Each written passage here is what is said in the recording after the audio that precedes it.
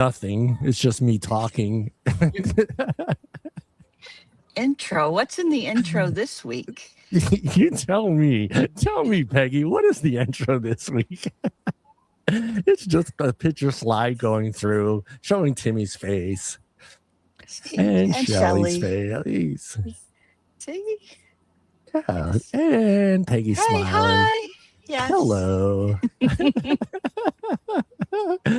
Oh, I love that. Yeah, someday we'll get music. I might use the copyright one that I use on the other show because I always think that one's funny. Welcome to everyone to the Wednesday Night Live show. Tonight we are joined again by Dr. Arielle Selya, PhD in behavior scientist and public health researcher who focuses on tobacco harm reduction, nicotine use, epidemiology, and helping policymakers better understand the real world science behind smoking and vaping. But before we get into all that, I will be sharing 2 links in the chat. One is Arielle's a GFN interview on how should we think about nicotine addiction, and the other one is actually her keynote speech. I will share both of those on the chat, and don't go now. Wait till after the show. Not now. You gotta wait till later. After the show, and check those both out. Really good, and they're up. So I had a hard time the first time finding them, but they're all up now. All the videos are up from that. I guess it takes them some time to get all that stuff together and put out there, but both of those videos are up, and the link will to the interview starts with the interview, and the keynote will start at her. At where Arielle starts her speech, and I took out that one part where they screwed up. Yeah, I started from where you're like, wait a minute, do you got the right file? Yeah, we can't hear you. We can't hear you. Oh, there. Check the little mic buttons. We can hear. Very low. It's very low. Oh. We could hear. Yeah, it's just really low. So just let me see what your setting. I can actually see what your settings are. So hold on. He's all special. Edit. Okay, you have echo cancellation on, and you have automatic mic volume adjusted. Just all you need to do is make sure you hit the wheel and go to audio. There we go. There we go. And then speak. Is that better? Again? Yes. Okay. Sorry, it switched my microphone on me from before. Yeah, it does that. Yeah, it does that to me a lot. So believe me, I went. Yeah, and then no one on watching the podcast was like, "Hey, John, you don't sound right." And it was my other microphone, which is all the way on the other side of the studio. So, and no one said nothing for 2 hours. John, I think you jinxed us by talking about the technical problems at GFN. I skipped all over that. I told you to start it from that one point where you started speaking, and so I was like, I don't. You got up there, you were ready to go, and then they messed up. So I was like, no, I'm not going to show that. We'll start. You don't need to watch me stand there awkwardly for a few minutes. That feeling is crazy though, because I've been in that situation before during a speech, and like they had the wrong file, or my situation was they had the guy after me's file up, and I'm standing there going, I have no idea what this is, but yeah, that's got to be a weird feeling with all those people standing there staring at you. I applaud anyone that can get up in front of people and do speaks and just not freak out. How about you, Charles? Are you good at that, Charles? Can you stand in front of a podium and in front of 200 or 300 people? And don't give me that you picture them in black socks. I'm really good at freaking out. But I used to have intense stage fright when I was in my teens and 20s. Yeah. I've just done it so many times now that it's like nothing. And in fact, I probably love to hear myself speak more than I should. So we're gonna get started. Charles, how's your week going, and what have you been up to, buddy? Me? Yeah, you're the only Charles I got. So number one, you hey Phillip. Hello, Phillip. Hello, everyone. Long time no Hi, see. Phillip. Dr. Gardner, Yes. Dr. Selya. How We like are him you like both this. He's today? good that way. Are you commenting on my Can't hear punctuality? a word Yes, you're saying. it's legendary. It is legendary. It is legendary. I'm going to buy you that shirt that says legendary. I'm going to have you wear it on this show one of these days. What makes you think I'm not wearing it right now? I'm sure you have a legendary Well, shirt. I've forgotten how to use this. Okay. Is it just me who can't hear him or everybody? Can you hear me No, now? I hear him. Yeah, I hear him. I can hear him. Yeah, Oh, check your just thing. me. Check your settings, Peggy. Again, Charles, how's your week going? What have you been up to? Good, but first off, why don't you just get an AI to create a fictitious intro music thing? I already tried that. I got bumped again. What? They bumped me again. They said I can't use that because it's maybe 3 seconds of an original song from something else. Charles, I got pegged on my other show. Are you ready for this? Somebody owns the gong sound. I was told I cannot use the gong sound. The dong, yeah, and it works great because my co-host is Asian. So anytime he shares Asian wisdom, I do the gong thing. Dong. So I used it 10 times the other day, and I got 10 strikes for the gong sound. So yeah, just tell me how your week's going, Charles. Don't get my blood boiling. Good. It looks like I may be doing some additional consulting, and so that's in negotiation. And all good. I'm actually thinking of and talking to my sister and brother-in-law about possibly going down to visit them. They've just moved down to the Villages. In Florida. Yes. And they've Infamous had place. Yeah, they've had the bolts, implanted in the back of their heads to control them, and now they're fine. There is an e-cigarette music thing that I've been searching for here. And if I come up with it, I'll let you know. All right. But anyways, things are going well. Good. Peggy, But enough how's your about week me. going? Yeah. Peggy, how's your week going, Peggy? My week is good. We just do what we do, and I'm still working on this Woo website thing. That's just awful. Yeah, that's right. Time-sucking craziness. Yeah. Ooh, I would really love to do maybe another podcast down the road on this show about that process that you're going through, because I think people don't realize what the shop owner's actually going through now with this Shopify nonsense that's going on. So it'd be kind of curious. I'm kind of curious to see what you're actually having to go through and change links and the way that whole sales process is. It's got to be. Yeah, I know. Just drink a lot of coffee before that. I drink a lot of coffee. Some Cades Cove wine is on the list for tonight. Yes. Yeah. I have no idea what you're talking about. Okay. Yeah. That's all I got. Yeah. And yes, people, it's really him, Mr. Phillip. Welcome to the show. I would ask you how you. I would ask you how your year is. Well, let's just do the week.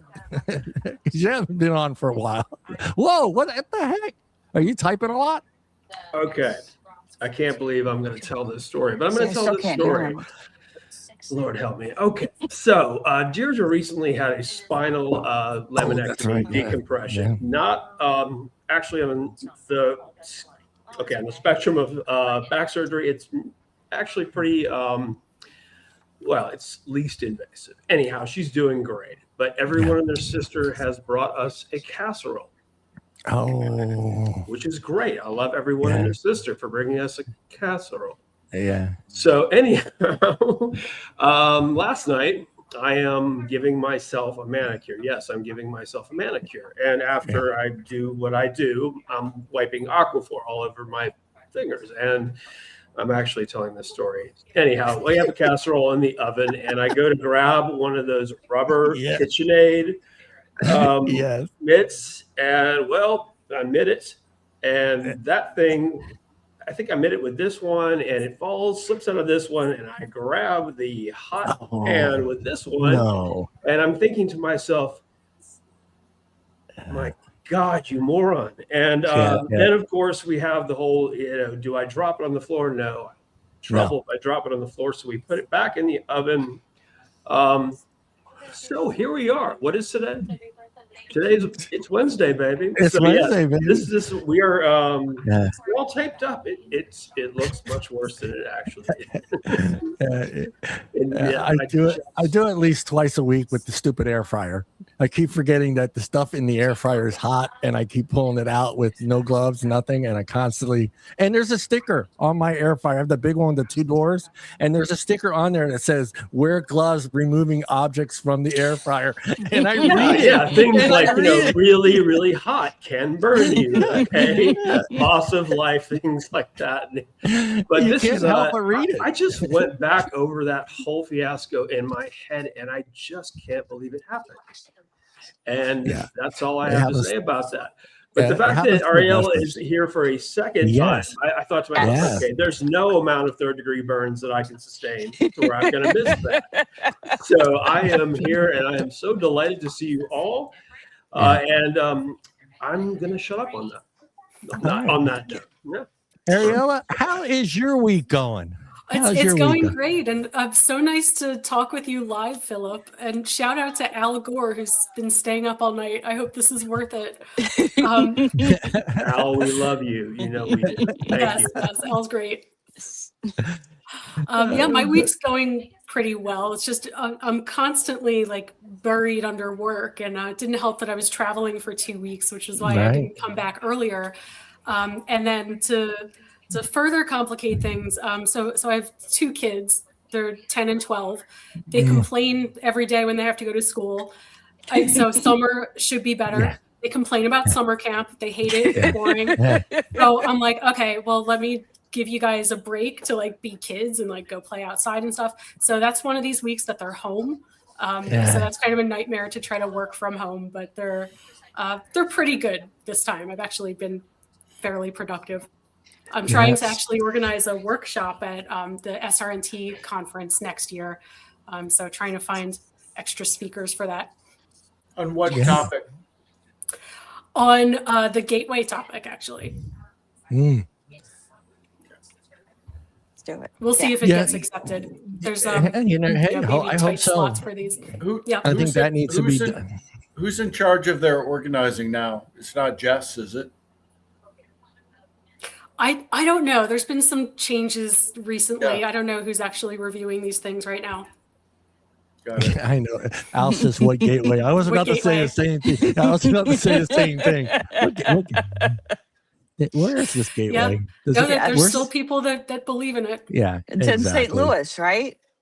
It's under the arches. You go to the arches and boom, you're in 1978. Yeah. Oh, well, we're glad you're back. I know you were busy, and we got a few questions for you. And again, thrilled to be back. Yes. And again, I will constantly keep posting those links to both of those things that you can go check out after the podcast. Check them out, and we'll make sure you have time and brain space for it, because it's kind of dense. It's a lot of brain space. Just to warn you. I read your speech 4 times, so that tells you everything you need to know right now. What inspired you to write ethics in prohibition and tobacco harm reduction, and what problems were you trying to address? Yeah, so I was on this panel with Jean-Francois Etter, the GFN organizers asked me to be on this panel on ethics and prohibition. And prohibition was the theme of the conference, by the way, this year. So almost every session covered some aspect of prohibition. And they asked me to be on the ethics panel. And to be honest, at first I was having a little bit of like imposter syndrome. I was like, I don't know, like Charles Gardner, like you are like like bioethicist. You have like formal background in that, and you do work with that. And Jean-Francois Eder was also talking kind of about the philosophy of ethics and harm reduction. And I didn't really know what I could contribute. And the organizers were like, well, you can talk about, your continuing theme of, poking holes in the literature and like identifying common flaws in the research. And so I thought about that for a while. And then the more I thought about it, the more I realized like it is really an ethical issue. And there's a lot of different angles. Like I tried to write up my thoughts more coherently in my Substack as well. If you're more of a reader, it's the same content on the Substack as in the video.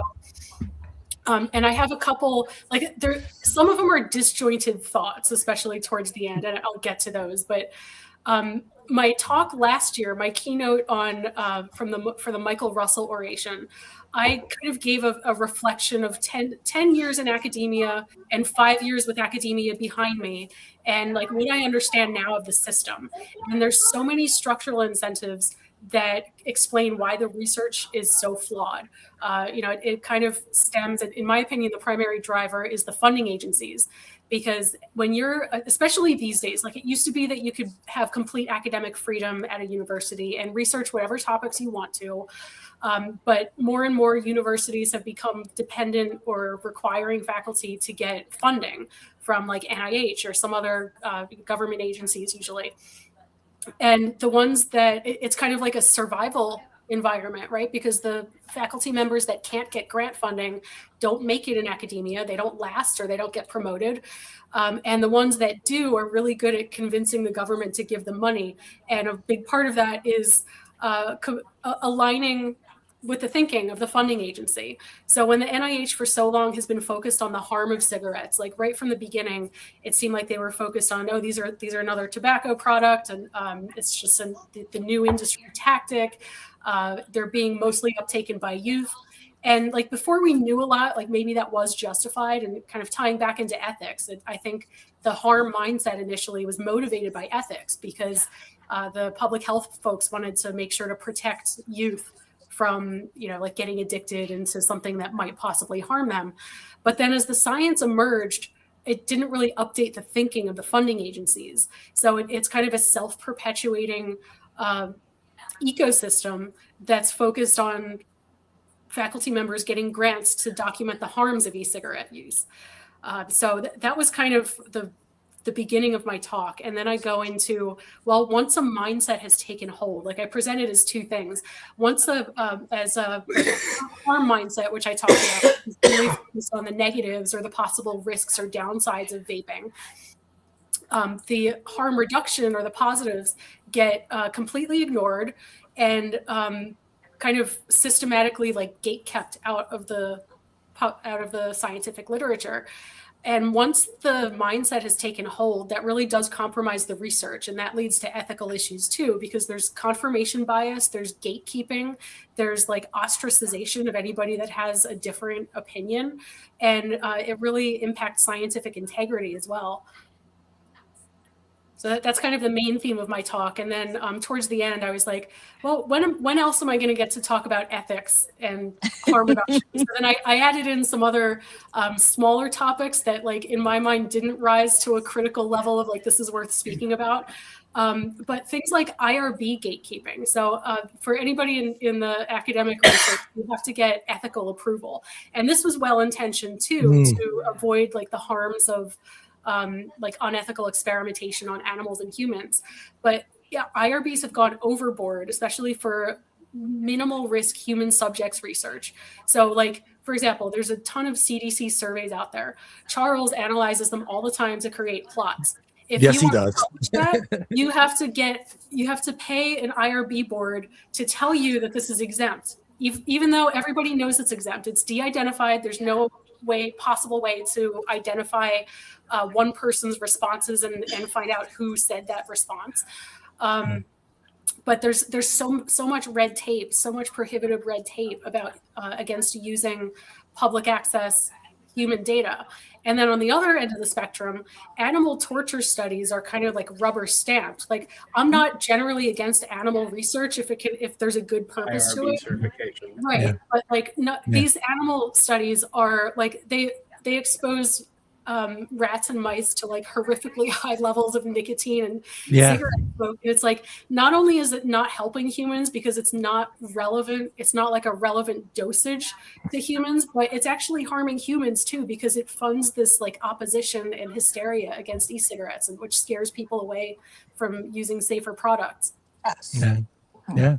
Yes. Yeah, we talked about that on the show before, just how, the fear that scientists, doctors have just having an altered opinion towards it, and how they're shut out of the topic, or just of their own field. And it drives me nuts. Just have an opinion, and you're just going to be blasted because you have this opinion. I instead of saying, okay, let's look into this. Maybe he has something here. Should we research this? Instead, they're just pushing these people aside. Some of them are, we have Dr. Mendelsohn, right?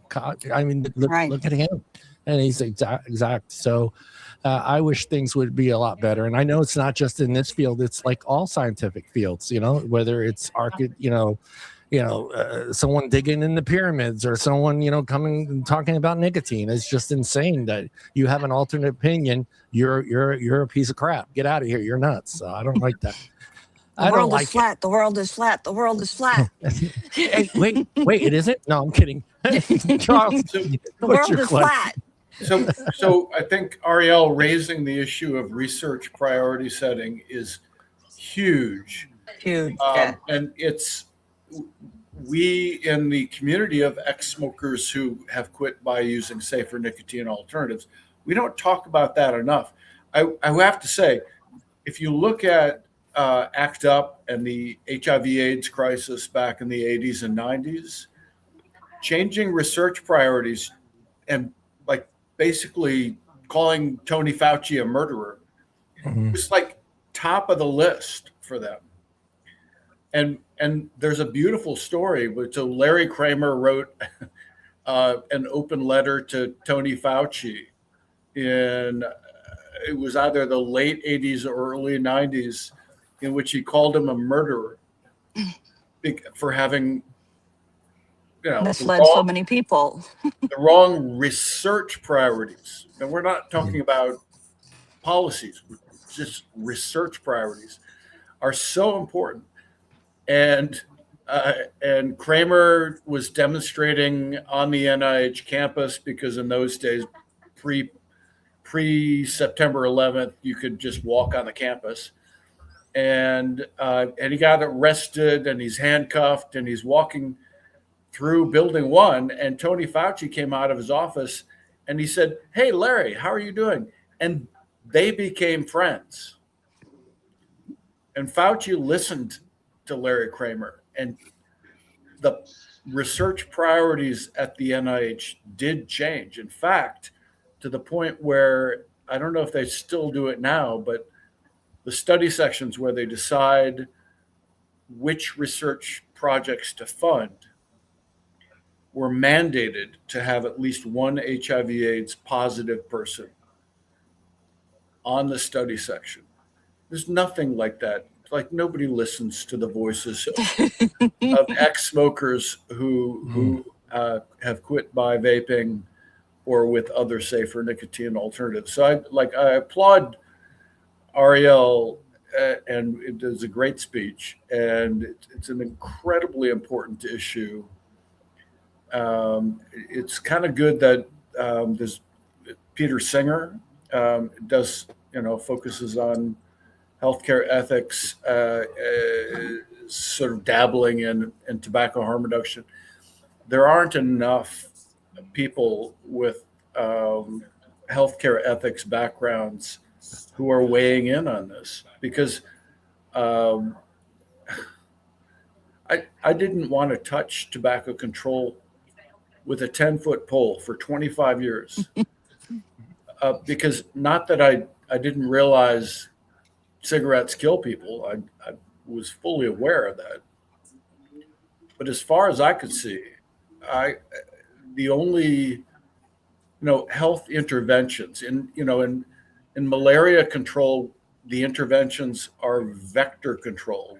You control the mosquitoes, you reduce the standing water, you have insecticide impregnated bed nets.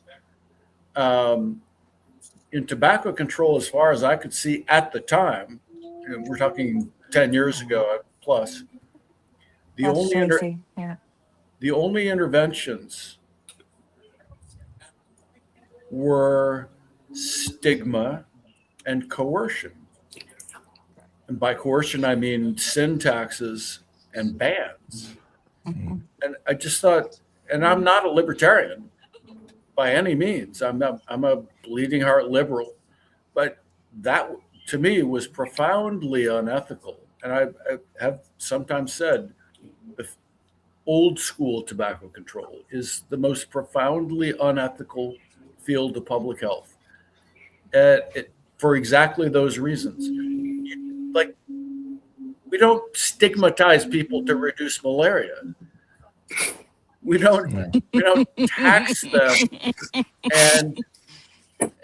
and ban things to reduce malaria. We tried that with HIV, right? So there were some people saying we should ban condoms because that promotes sex. Come on. Condoms are harm reduction products. Yeah. And they got shut down. So this is fascinating to me because the only reason I came into tobacco control was because I discovered that there are safer alternatives, that harm reduction was an option. So the ethical issues are massive to me. And thank you, Arielle, for doing that. Yeah. Peggy, question. Yeah, I was looking on your article. You had the picture of all these circles and semicircles, and it's just. Can you explain that in smaller words for us? Yeah, sure. So that's called a causal loop diagram. It's meant to convey like the relationships between variables in a system.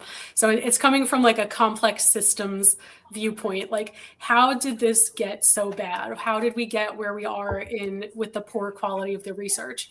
And like if you kind of work your way backwards, like from my perspective, like from the end faculty member, that the pressures are every year when you're evaluated based on your research productivity, your teaching possibly, and your service to the institution.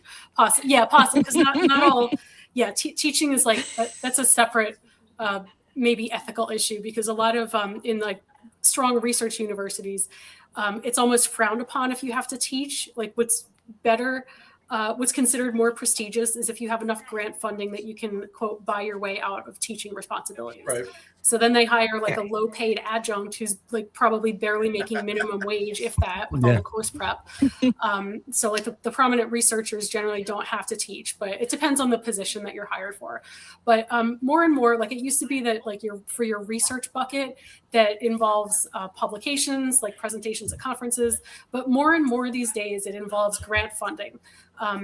When I was I'm not really sure what I think there probably still are some hard money positions. And by that, I mean university research positions where you can get paid and your salary is guaranteed by the university.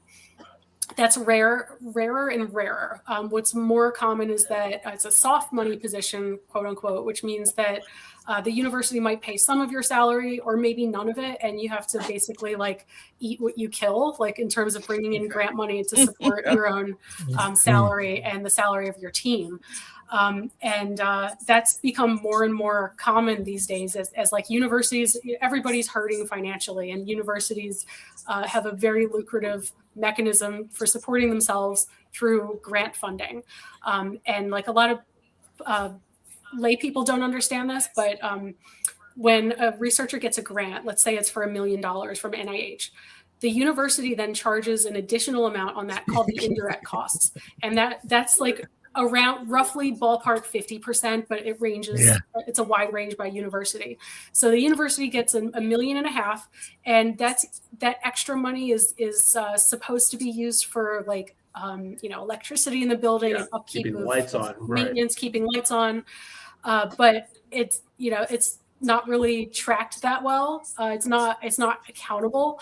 And if you look at the growth in university administrators over the last 10 or 20 years, faculty member, like research positions, that's pretty much flat. That's stagnant. That's not growing.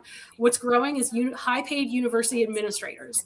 And so universities have really become reliant on the indirect costs. So I'm kind of sorry, I'm like getting myself on a tangent here. But this is actually very important. The indirect costs are like heroin in the arms of universities. Yes. That's why I was doing this. Yeah, there you go. Yeah, exactly. See? Are you familiar, Arielle? Are you familiar with? I'm sorry. Peggy? Put it in American terms we can all understand. Yes, that's right. This is something that Mike Pesco did a really, really good job of explaining when these changes were being made at the NIH, when they were just essentially cutting indirect funding from all sorts of programs. And he made a very, I think, thoughtful and well reasoned appeal to sanity when it comes to indirect funding, because the work he did, I think he was at was he at Mizzou at this point? I think he was. Yeah, I think so. Anyhow, as an econometrician, I don't know what you want to call him, but he's an extraordinary health economist. Health economist. Okay, health economist. He's he's someone, and he wrote a very thoughtful thread on why this matters, and and like you said before, this is something that isn't necessarily these funds aren't always used in the appropriate manner, but in his case, in his particular in his lab with his people at his university in his area, it was extremely important. And same thing with Jonathan Foltz. He made some extraordinary points on that as well. So I would encourage anyone to go back to their Twitter accounts, because I'm pretty sure that they wrote lengthy threads on it. But I don't know exactly how, and Charles, I'd love to hear your thoughts on this. I don't know exactly how you root out the those who are misusing these funds and those who legitimately need them to conduct important research, important work.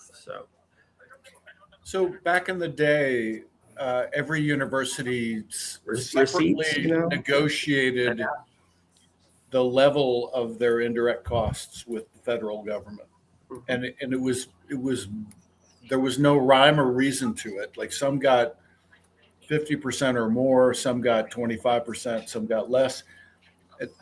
None of that made any sense. So I get that. So I do have a question for you, Arielle. Hold on.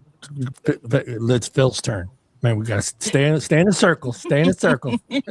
I'm sorry. What's my name? Phillip. Yeah, good man. I knew you could do it. Well done. Filippo. You got that extra syllable. You got to take it. Yes. Go that extra mile. Anyway, it's my turn. It's my turn. Okay. It's your turn, Philip. Okay, I was just going to go back and say, it's important that you brought up earlier that there are people at these conferences that still see vaping as a gateway, and they are, they're true believers. And I, having been to one conference and being, really, I feel truly fortunate to have partaken in that, but it's important that the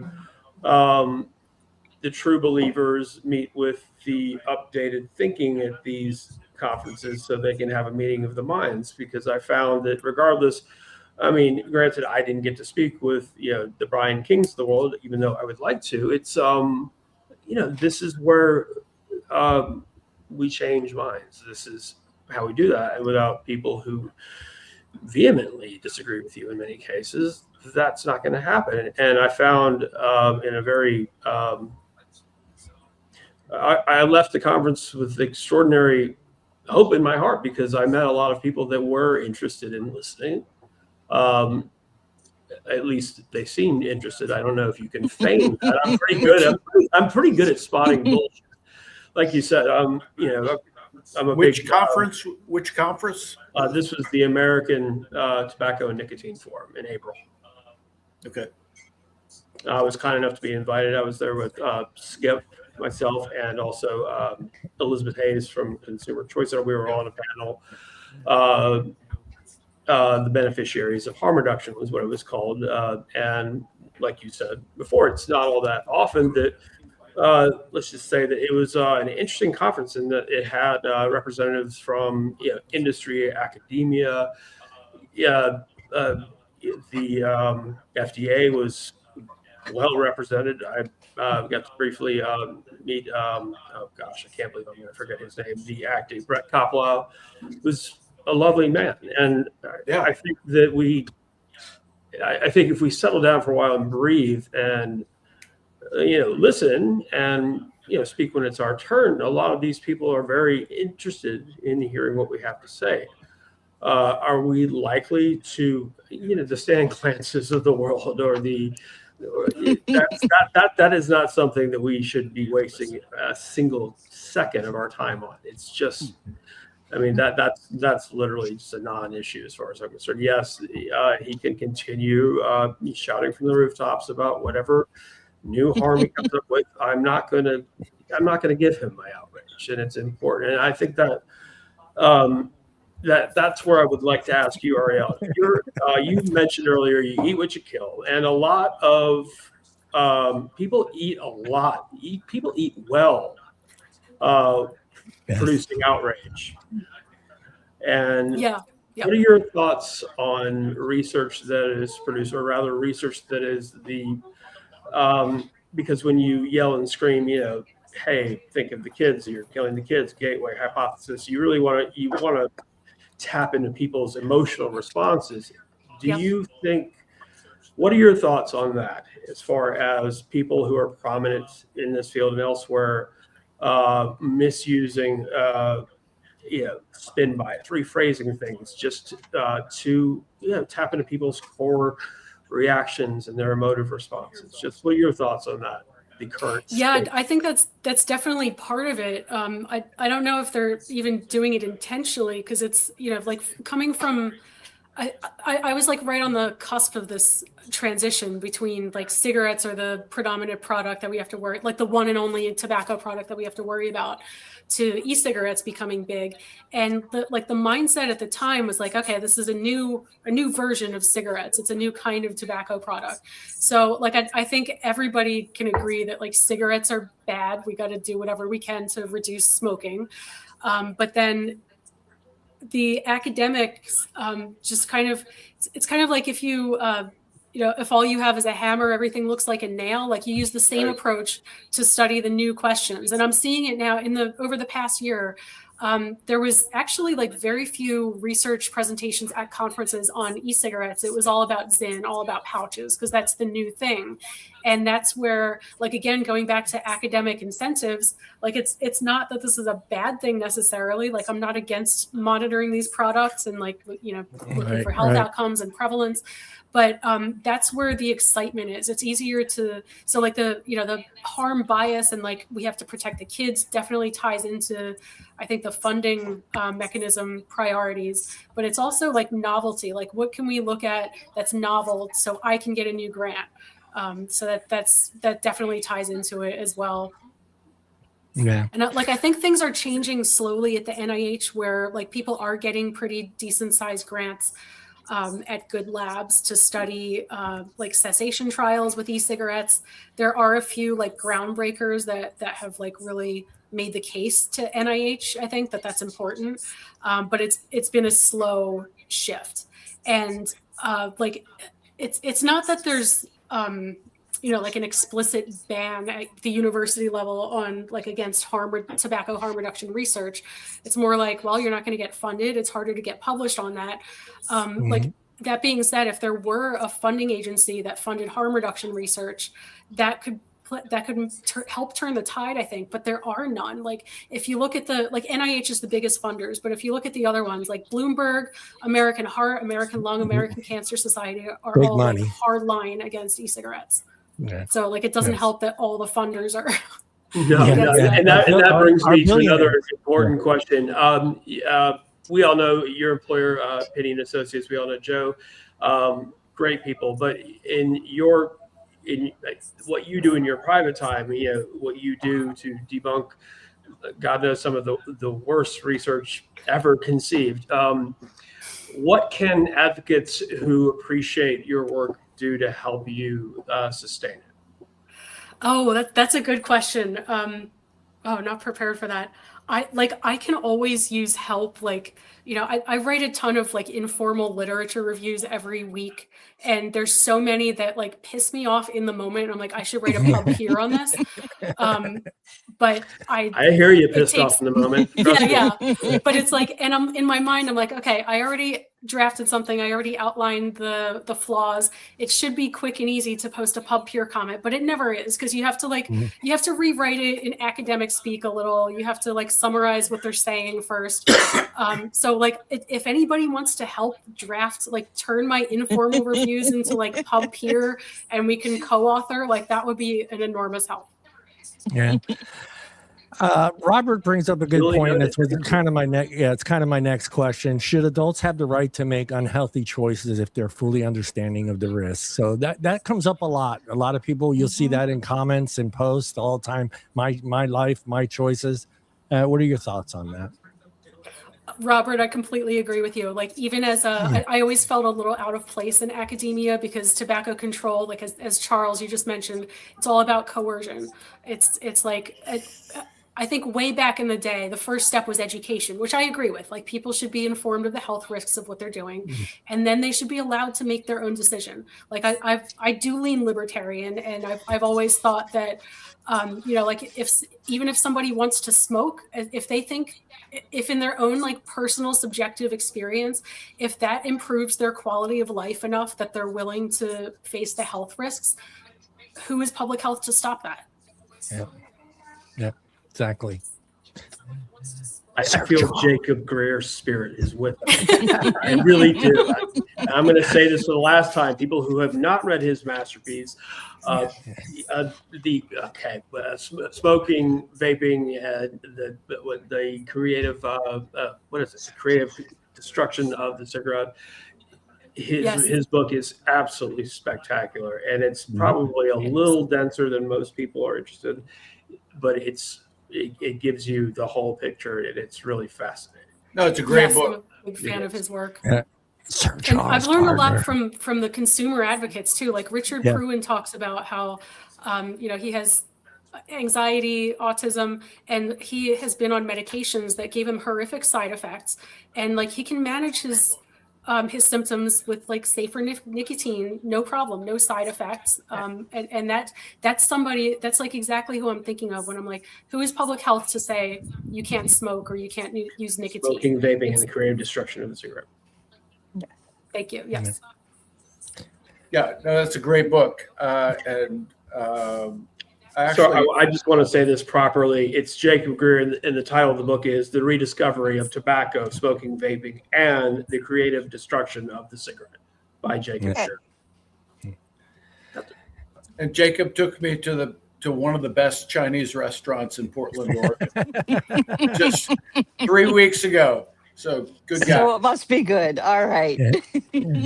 Yeah, I think he's still getting those free high-end pizza ovens in exchange for his review. Wait, what? Lucky bastard,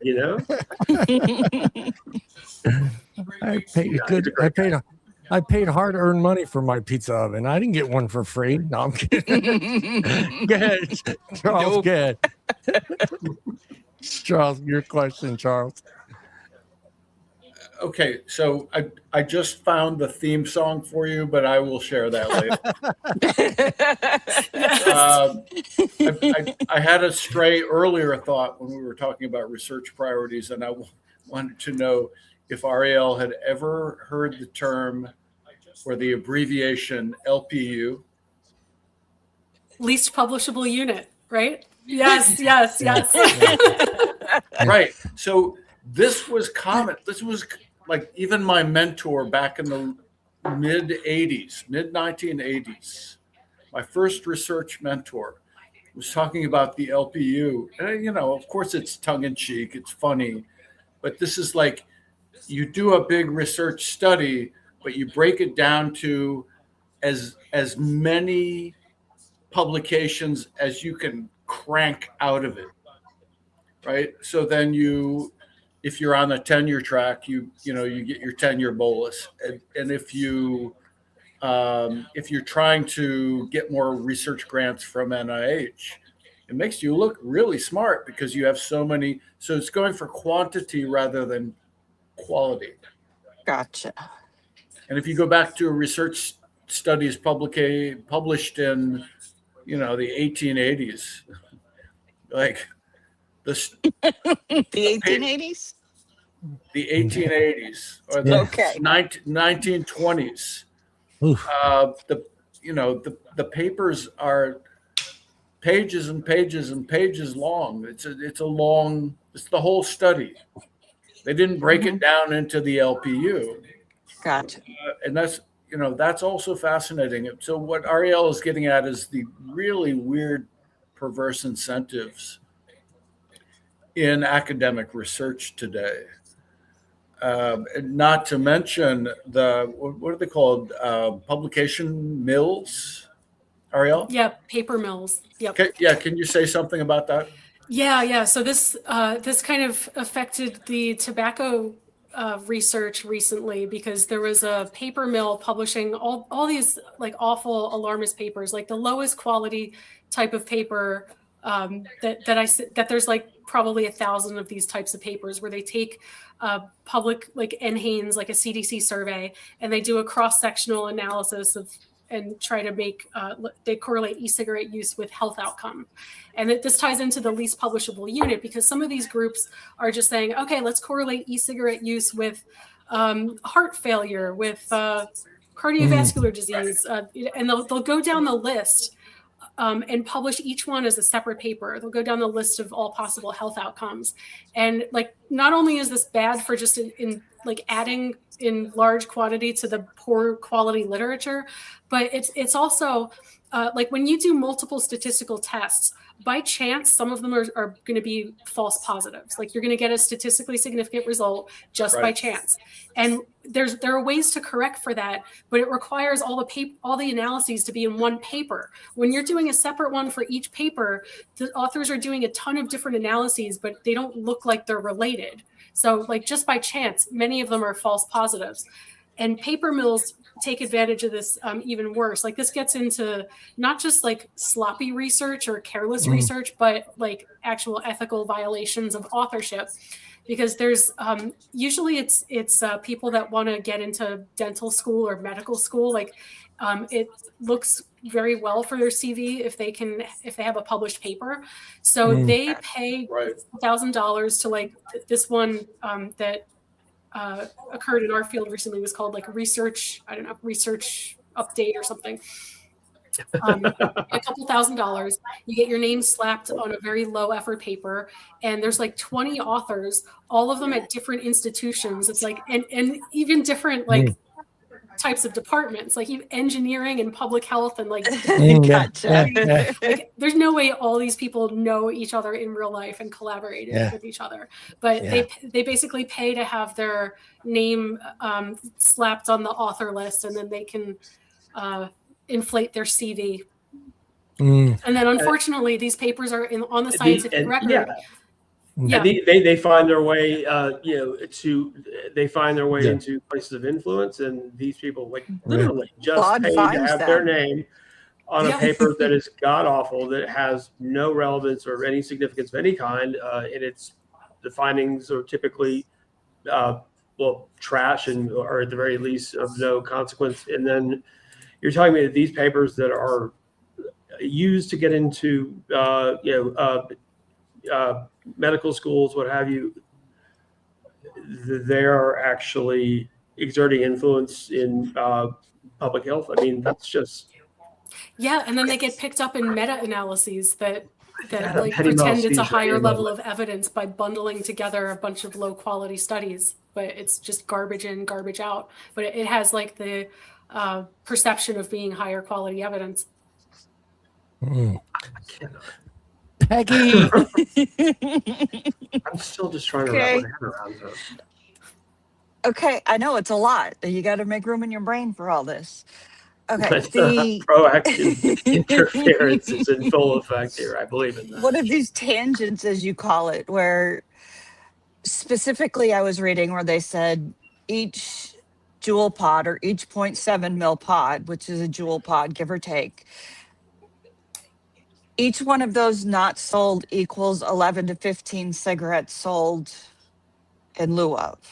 So what is proactive interference? So we can ban the pods because they're bad, but people are going to smoke 10 more cigarettes and that's okay? Yeah, no, that was a great paper. That was by Mike Pesco, who we just talked about earlier. He's one of the great minds in this space because he comes from like a health economist background, and he's looking at, he does many papers, like I don't think he exclusively focuses on nicotine products, but he is one of the main two people in the field who have like a really great track record showing that these products are substitutes, which, you know, makes sense to anybody who uses nicotine, that like if you don't use it from one source, you're going to get it from another source. But that is like completely lost on most of the public health community, because they're like, they present it as like completely independent, like whatever trends are going on with e-cigarette use, it's completely independent and unrelated to what's going on with cigarette smoking. That's a fair assessment. Yes. Yeah. Yeah. So it's a great paper. I wish more people would pay attention to it and recognize that there's a trade-off relationship. If you do something policy-wise to make one product like more expensive or harder to get or less appealing, people are going to shift to the other product. Like not everybody, but there is going to be a documentable population effect. And if that's the case, and I mean, now that we're clearly getting studies that say it's a substitution effect, how do we get doctors? How do we get other practitioners to get on this without, because I mean, it's wrong. They just don't vape, keep smoking. Well, don't just quit, Yeah. But they won't give you the alternative. Use a condom. And that's my blood pressure button there. No, I completely agree.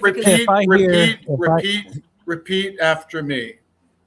Smoking is down somewhat, but vaping is increasing.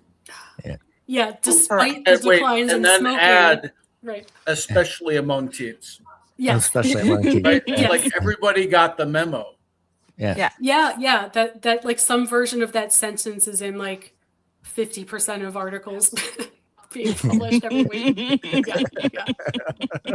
So how do we tweak that line?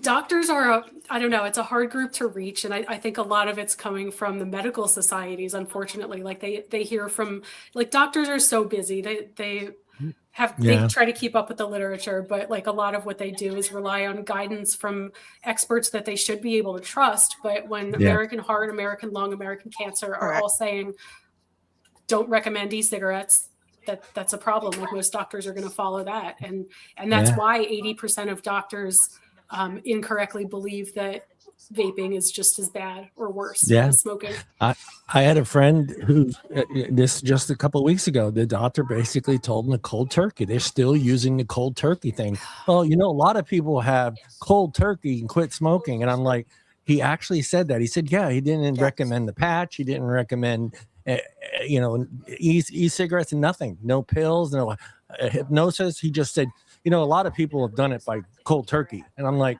what did you say? He goes, I just kind of looked at him like I didn't want to.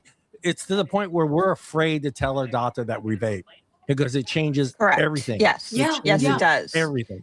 It is such a stigmatized, low class. At least that's the way I feel when they learn it. you're a different breed of person all of a sudden. I mean, you're like a heroin addict. Yeah. Or they look at you like waiting for you to say, well, I got that information from WebMD. Right. On the other hand, there are those rare instances where you tell your GP that you vape and you end up enlightening them. Yeah. But I've also sent Dr. Mendelssohn's book to doctors too. Yeah. I don't get a response, but I sent him the book. You have to. You can only have so many GPs, and you kind of have to, pick and choose your route. But I do think that is a fair standard by which you can judge the character of your GP, whether or not this is something a person is even going to consider. Because as we all know, 20 million plus middle-aged adults and seniors still smoking, and a great many of them believe that these alternatives are just as bad, if not worse, and that is unacceptable on so many levels. I can't even get into it. But if it's zero nicotine, the doctor thinks it's okay. Oh, it's a 0. That's okay. Don't worry about it. That's not vaping. Yeah. So think of the contradiction, though. Nicotine is highly addictive, and you should just quit cold turkey. Correct. Cold turkey. Yeah. Knowing those facts. Yeah. It works 3% of the time, 4%, maybe 4% of the time. Hey, he went to school for 8 years, Charles. He went to school for 8 years. He knows what he's talking about. Remember that. And I'm with Arielle on this one. I don't think any. I did. Not you. You went to the doctor. The doctor. You went to school. You did. The doctor went to school. The doctor went to school. Now, don't years. teach him Yeah, how. you're right. Don't tell him how to be a doctor. He's I been went trained to to be a school doctor. for 9 years because I'm a slow learner. You're a slow learner. lunch and PE. Yeah, there Phillip, you go. you're up, buddy. Your turn. Oh, good Lord. I had something to say and I completely forgot what it was. Oh no.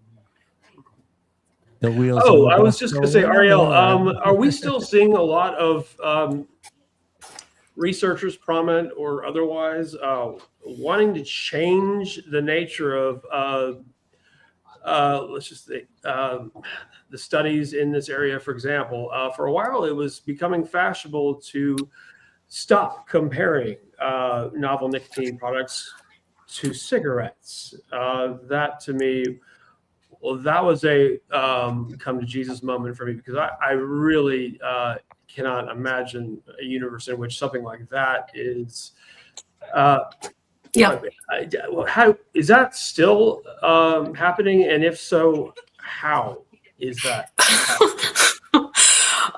Confirmation bias, I guess. Like, yes, it is still happening. I wouldn't say that's like a field-wide phenomenon, but definitely among the resistors, so to speak, they're getting more and more off in that direction of like, well, we can't Doesn't even that talk strike about you as just a phenomenal self-own, in that they don't see the two products as having enough in common in terms of their risk profiles to even compare?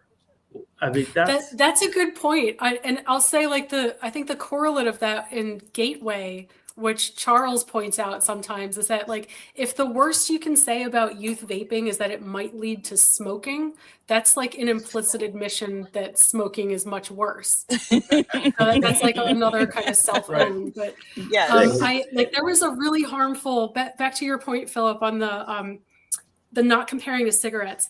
Really harmful paper. Like, some of you probably remember it.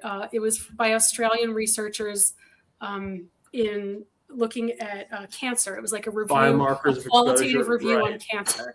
And by framing it, it was actually kind of clever in like a spin sort of way. They kind of hid behind, well, it's a qualitative review, so we're not going to compare magnitudes. So the whole narrative was based on like detection and presence. And they hid behind the rationale of, oh, this is a qualitative review, we're not comparing levels.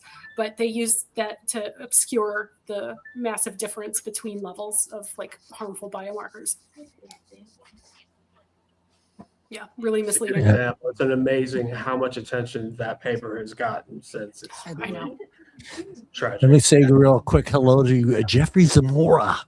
Jeffrey's out there. Say hello to Jeff. Hey, Jeff. Hello, Jeffrey. How are you?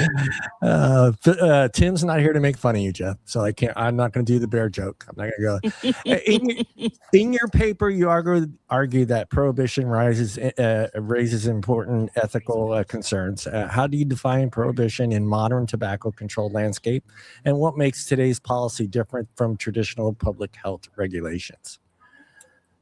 Yeah, good question. One of the kind of preambles of my talk and the way to frame the way I was thinking about this, the theme of the conference is prohibition, right? So I had to talk about prohibition, but I don't think the problems end there. I think that's the extreme end of what we're seeing, but I think the problems start far earlier by this dominance of like the harm mindset, like being completely focused on finding downsides and potential harms of e-cigarette use. Instead of looking at the trade-offs. Like you don't even have to pretend that they're, like the best things ever. You can acknowledge that there might be some risks, but an honest framing, looking at, trade-offs with cigarette smoking and like economic substitution and comparing different levels of harm and biomarkers. So I think the problems start before then. And actually, I think they kind of start with coercive policies. I talked earlier about how like I personally always believe that public health's job should stop with making sure people are educated. Once it gets into taxation, and like I think most academics even would agree with taxation because it does have a pretty strong evidence base that it works to some extent. But then you see like Australia where they just keep increasing taxes, and it's like that's such a simplistic view. You can't just keep increasing taxes and expect the same result to happen every time. And obviously that's playing out in Australia now because people just are not pay. They don't have to pay the $50 a cigarette. They can go to the illicit market. Yes. Yeah. And you're making someone choose between, food and cigarettes. And it's just outrageous. And it's just like, do I eat today or do I get a pack of cigarettes? And I can guarantee you the cigarettes are probably going to win every time. So they don't care if it's $35 or $40 a pack of cigarettes. They're going to find a way to buy those cigarettes. And like you say, whether it's through the black market or it's actually walking into a convenience store and paying, upwards to $40 for a pack of cigarettes, and they'll choose the cigarettes every time. Yeah, and I think like that, and that's kind of an extreme end of the tax situation. I think most academics do support some level of taxes, maybe not that extreme. But the fact is, like, there's diminishing returns to all of these things. Once you educate the public, that's a once and done. People know that cigarettes are harmful.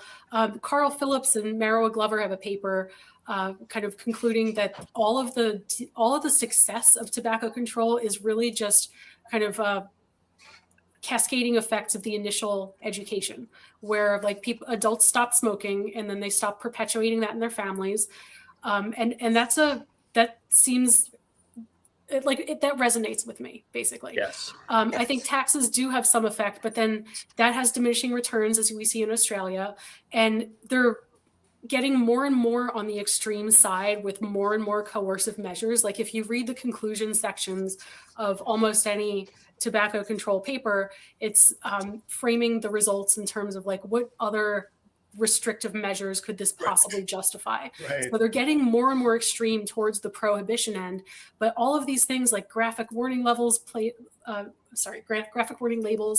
packaging, all of those things I think are like really scraping the bottom of the barrel in terms of effectiveness, at least. Like I don't agree with them because I think it's coercive in most cases, but like B, I don't think they're effective either. Like they're chasing diminishing effects, and I don't think they know what else to do.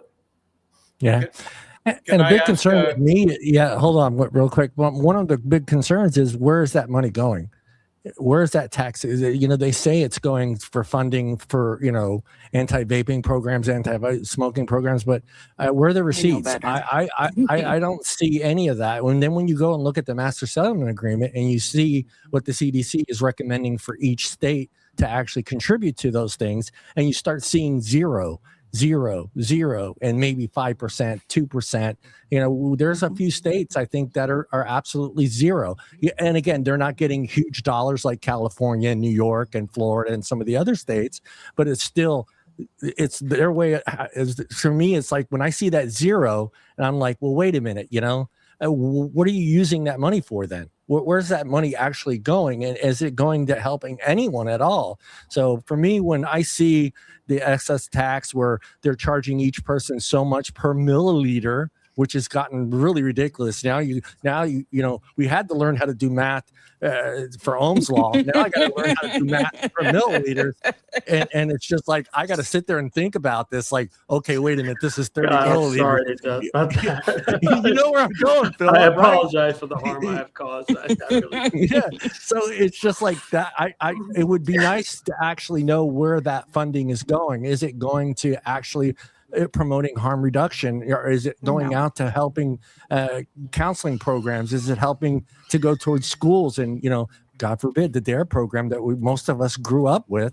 Thank you to Nancy Reagan for that one. Going there, and the fried egg thing, But where is that money going? And that bothers me, because for me it just seems shady, very shady. Yeah, no, it's more black box funding. It's similar to the indirect situation with university grants. It's like this money should be going to supporting the infrastructure, but in this case, it's even worse. Like, yeah, you're right. I'm going to put a link in the chat from Center for Tobacco Free Kids. Yeah, that ranks each state as to like what percentage of the recommended funding level they're committing to. Tobacco control resources, because many states are like, oh, they do what universities do. They kind of rely on this income stream and direct it to other things. Yeah, it's ridiculous. It's ridiculous. It is absolutely ridiculous. Yeah. And a lot of states Maine actually, I believe, are at 100%. It looks like. I believe states are actually going in arrear, or they're actually borrowing on, I think, against future MSA payments in some cases. Which is, wow. Yeah. Yes. Let's go on margin by, right? Yeah. Sir Charles, go ahead, buddy. Sorry, cut you off. I had to get that out of my system. So two issues for Arielle. I don't know if you can say anything about the Laffer curve, and if it sounds like a joke, but everyone should Google Laffer curve and look it up on Wikipedia. And so, but my main question for Arielle is, when I look at the decline in U.S. smoking rates and the decline in smoking rates in New Zealand, where I have long-term data because we produce it. So in the United States, the U.S. Surgeon General finally told us that cigarettes kill people. Yeah. Right? In 1964. And back in those days, we didn't have predictive medicine. We didn't have toxicology testing and human biomarker testing much. So we were basically just counting tombstones. And we proved that cigarettes kill people, and the canary in the coal mine was lung cancer. If you look at that, the U.S. smoking rate finally started to drop in the late 60s. And it went down in an almost completely linear fashion from the late 60s, declining 1% to 2% every year until the past decade, and accelerating especially over the past 6 or 7 years. So it looks like simply telling us cigarettes kill people was the trigger, of a health benefit. It appears that way, yeah. Public health benefit. And then all of those things which you described, Arielle, as coercive. Yeah, it's like the bans, the stigma, like the constantly looking for yet another thing to impose on those evil smokers. It looks like they have zero effect. Don't forget the evil companies too. Yeah. And we all know this was something I discovered 25 years ago, working with people in global health, that a lot of people who self-select into the field of public health think profit is evil. Their salaries are paid by the public. Yeah. To them, it's a self-selection process. This is a whole different topic.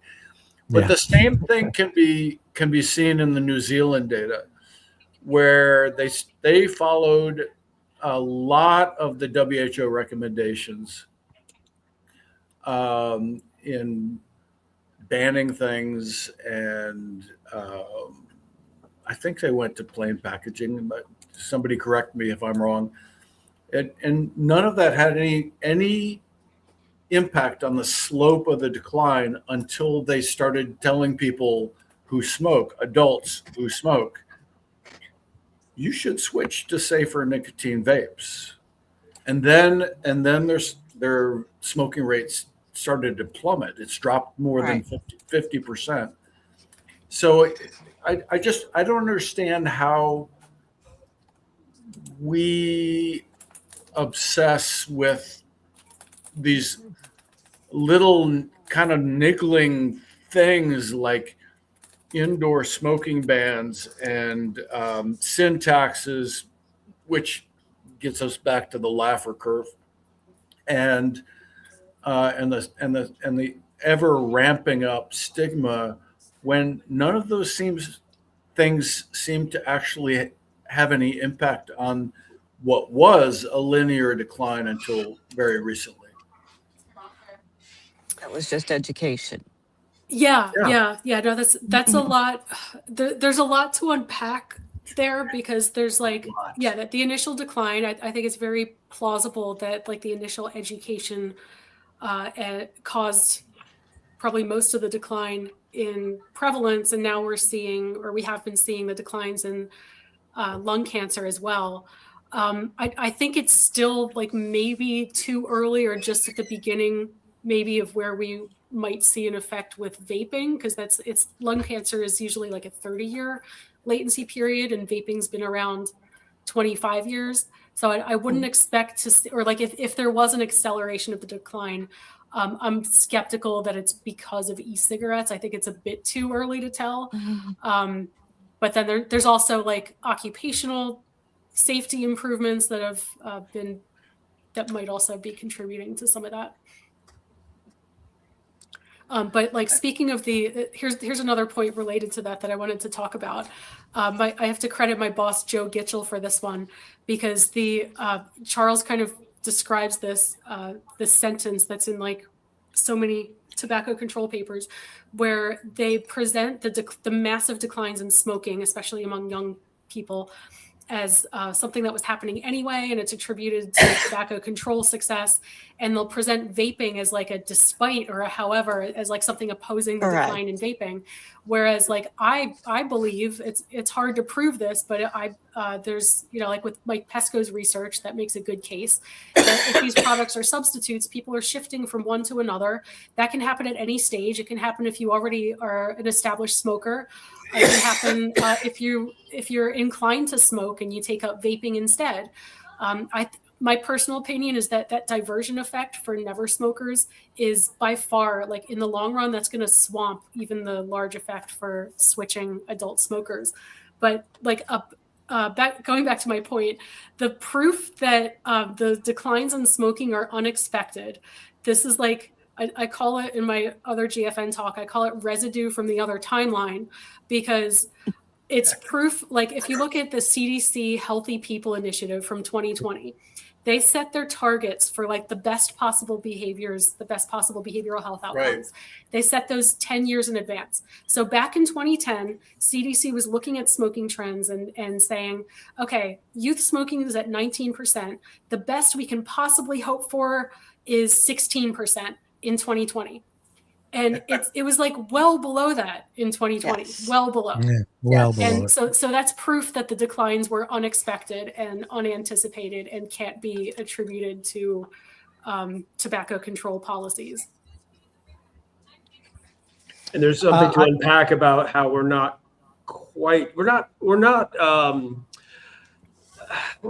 celebrating this remarkable decline in youth smoking, at least I would say in the field of tobacco control, quite in the way that I would have thought. And I think there's something to that. I'm not going to say what it is, but no, the healthy people projections from the CDC is absolutely relevant here. Absolutely. Yeah. I want to say, wasn't it 2030 projected at 10%, or is that inaccurate? I'm not sure. The number 16 is in my brain, but maybe I can poke around quickly while we're talking. So Nick was asking, hold on real quick. I want to make sure I get this answer for Nick. Nick, is this where Nick can find some of your writing as well, correct? I'm trying to link everything that your Substack. Yes, thank you. So Substack is the main location for my writing. My GitHub is like, I realized that is like years out of date. So I'm going to try to update that, but I'm not very active on there.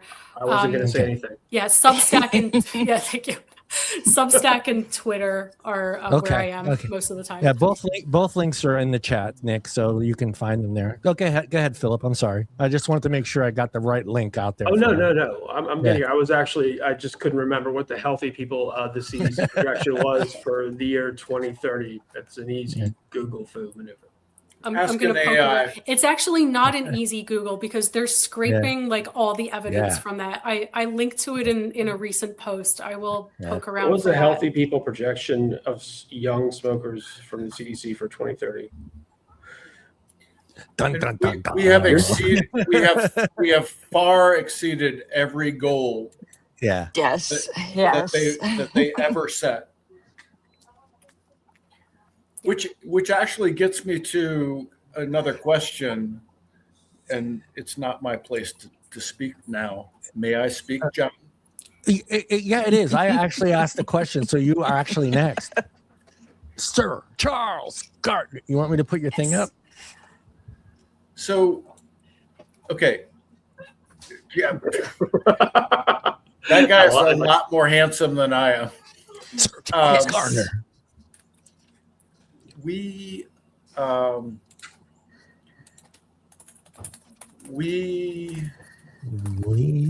think. Hang on. That's great. Who are those guys? That's great. Hang on. I lost my train of thought. John, you've gotten good at this, haven't you? Yeah. So ChatGPT drunk. Help me understand this. Goldman Sachs looks at the sales data with a fine-tooth comb. In fact, they no longer talk about the tobacco industry. They talk about the nicotine industry. Yeah. Okay. And it is very clear in their publications on that industry. They see these things as product substitutes. Han Lick invented e-cigarettes as a product substitute for cigarettes. Yeah. I guarantee you everybody in the field, everybody in the tobacco industry knows that these are product substitutes. Yes. But as far as I can see, most of the people in what I call old school tobacco control refuse to admit the remote possibility that these are product substitutes.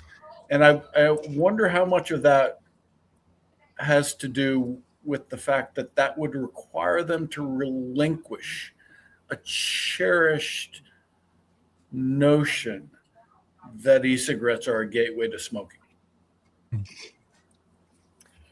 Yeah, that probably plays into it for sure. I think generally it also goes back to like public health people self-selecting to be like anti-corporation because like the Goldman Sachs people understand how the market works, but the public health people not so much. And I think it's also like a reputational thing, right? Because if you've spent 20 years arguing something, it's hard to change your mind. Like that can put you at risk for losing funding and embarrassment. God yeah, we talked about that one already. Peggy. Yes. Yes. I'd have there's where there is funding.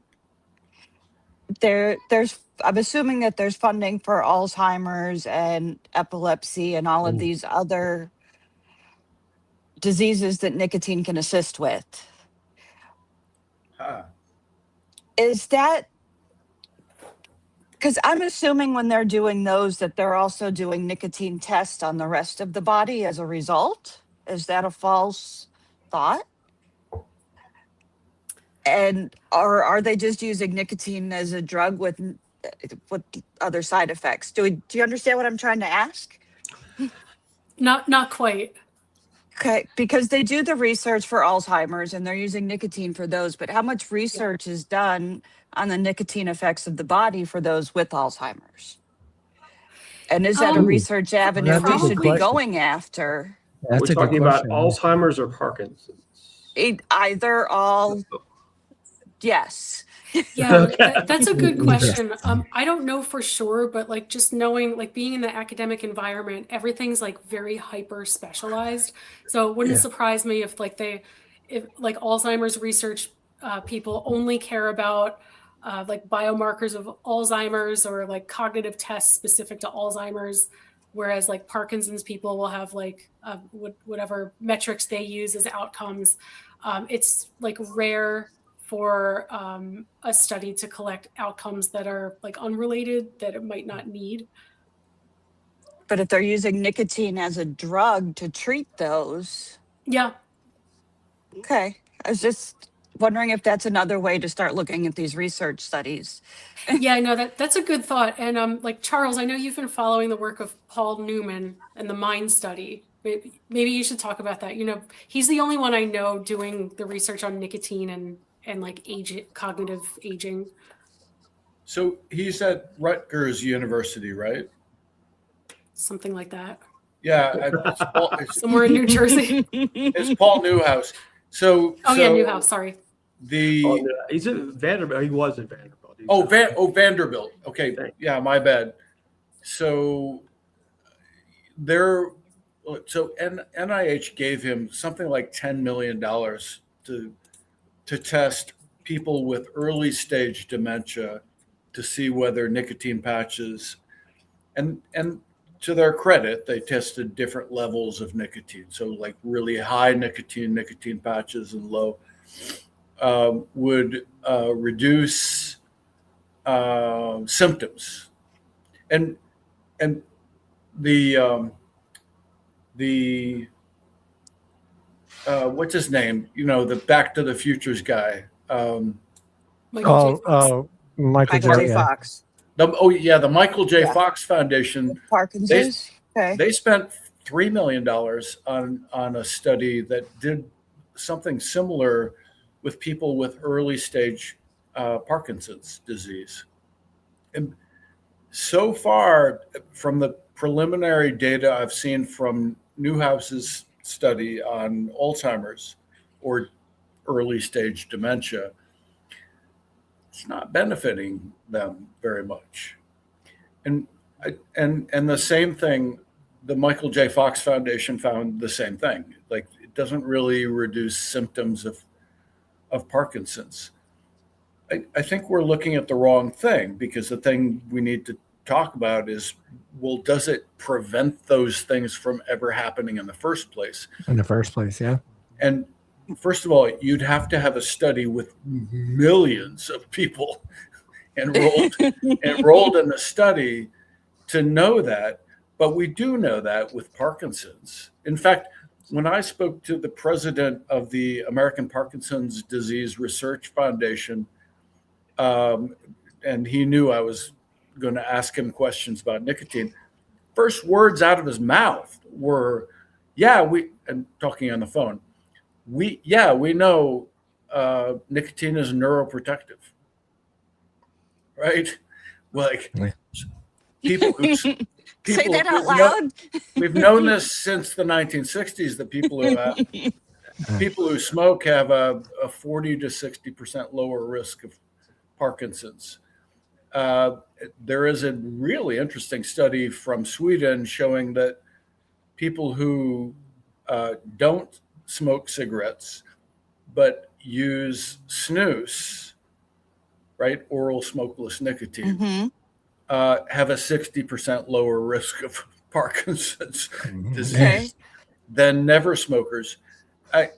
And animal studies back that up. Animal studies of Parkinson's, animal studies of using rodents with, a Parkinson's disease model rodent, and so seems pretty clear.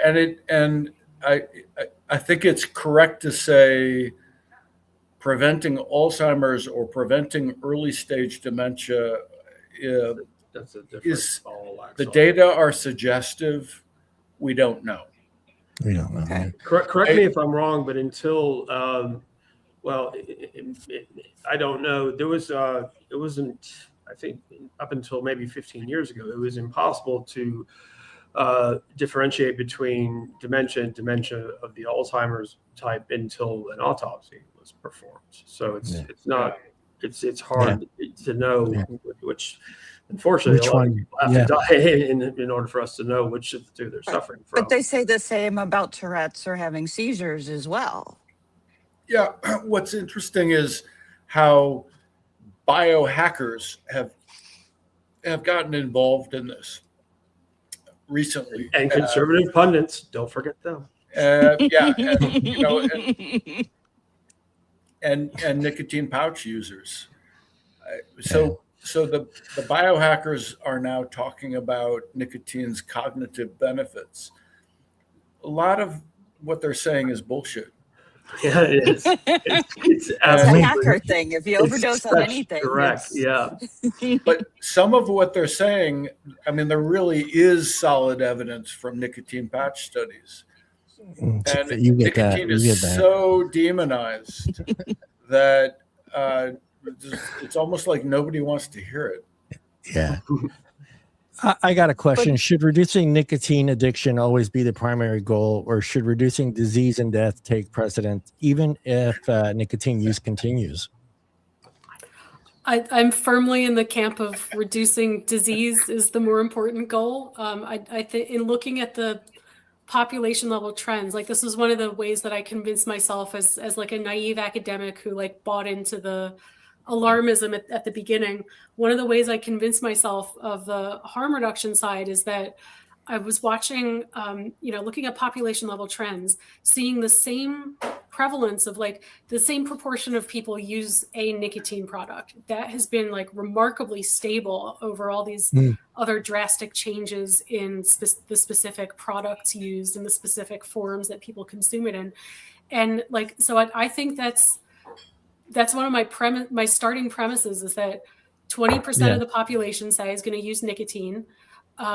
It's hopeless to try to eradicate that. I think that we have to make sure that they're educated about what are the safer options. And if somebody has a nicotine addiction, like if that, like, that's up to them. That's as long as they're informed about the risks. It's like, right. Yeah. There's not a lot of hysteria about caffeine addiction. Not yet. Not yet. Let's say give it time. Yeah, that's the scary thing to me, because like we point out all these double standards with how nicotine is treated and how alcohol or cannabis or caffeine is treated. And like some of the public health people are now starting to, like, instead of like updating their thinking on nicotine, they're now going to overboard on like regulating, alcohol.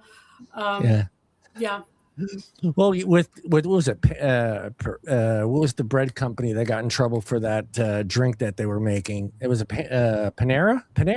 They had that. Panera had too much lemonade. Yeah. And people were freaking dying from it, but yet they didn't get pulled off the shelf. They just warning. Right. Yeah, that's the thing is like it's hard to overdose on nicotine, but like you can overdose on caffeine pretty easily if you don't know what you're drinking. Yeah. Yeah, they were drinking 2 of them when they're you know, it's just like it's the dose, people. Be smart. There's a reason it says it on the back of the can. That's a sign that something's wrong. It tells you on the back of the can, you know, like, hey, this has this much caffeine in it, you know. You don't read that. You don't listen to that, you know. All right. Studies show that studies have shown that people don't look at the words. They look at the people. And I thought that too, but I work with a lot of Gen Z, and I'm going to give credit where credit is due. Gen Z reads that label. And Gen Z knows what's in there. I was shocked. I was sitting there and I was like, well, I wonder how much is in a Rockstar. Just quickly, boom. They're like, they know how much is in there. They know how many calories. So I don't know. Milligrams of caffeine. Oh yeah. I never thought there was a generation that really cared about that label other than Gen Xers, because Gen Xers were the ones that kind of started that whole nonsense about, well, oh my God, look at the fat content on here. And oh, look how many calories I can only have 1,200 calories a day. But Gen Z knows how much. I don't know if it's because they want to know, and they want to make sure they get the amount they think they need by selecting the specific can that has the most, you know, caffeine in it. There you go. Yes. I don't know if it's the health, like I want to be healthy, or it's whether I want the most caffeine I can get. Which one's out? You go through all the public files to see which one's highest. We are only here for so many years. And, exactly. You need to choose how you want to spend that time reading labels. Yeah. There are some of them. I literally asked one of them, I said, is Red Bull sponsoring you? Because if you're drinking that much Red Bull a day, they should sponsor you, because you know it's a lot. It's a lot. I had lost track of whose turn it is, so I'm gonna go eeny, meeny, miny, mo. Go, Phillip. Go ahead, Phillip. Because I think Peggy was just asked her question. Did you ask a question already, Peggy? I did ask a question. Yeah, so it's you, Phillip. Yes. It's you. Yeah. And I do have this one for Phillip. Charles, you were talking about my father's. Oh, dear Lord. The Dark Knight. I never understood. I mean, yeah, you know, love my, you know, my alter ego there. Why did you give me this amber ale? Because like when I picture you, Phillip, I picture you like coming out of the Batcave in the Batmobile. You're so exclusive. We don't see you all the time, so we're wondering, what does Phillip do in his spare time? Appears and reappears as needed. I picture you in Gotham saving people. That's what I picture. I can't help it. So you're the no Denny Morte Burgundy. Not you're not gonna go with like an extra añejo tequila. Pretty intense. I don't know. Is this what you think of me? You're the Batman. Is this all I am to you? I am the Batman. Okay. I have a question. It's somewhere. My father's a retired neurologist, and one of the most interesting things he ever told me about was this. I think it was in the late '60s. It was some conference. It was a biochemist talking about new treatments and Alzheimer's, that sort of thing, and there was an ongoing line.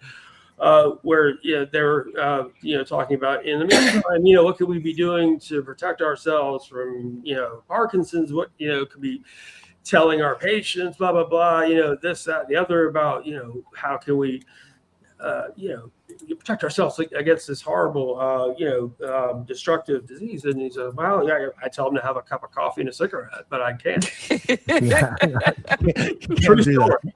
And that was I want to say he was still, I don't know if he was at Columbia 67, 68.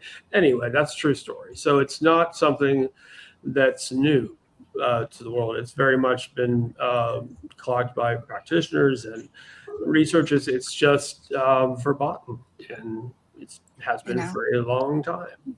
Instead of prescribing Prozac, can we prescribe some nicotine?